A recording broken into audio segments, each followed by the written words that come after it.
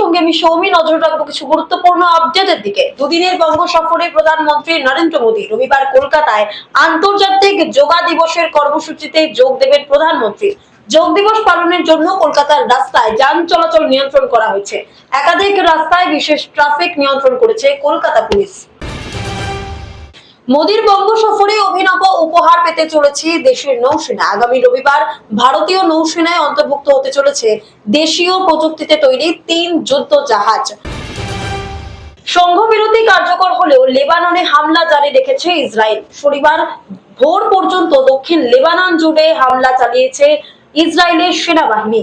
এই হামলায় অন্তত 12 জনের মৃত্যু হয়েছে বলেই খবর। এই পরিস্থিতিতে ইরানের কড়া বার্তা, ইসরায়েল যাতে লেবাননে হামলা না চালায় তা আমেরিকাকে নিশ্চিত করতে হবে। এরকমই অন্যান্য নিউজ আপডেট পেতে অবশ্যই চোখ রাখুন ওঙ্কার বাংলা ডিজিটাল।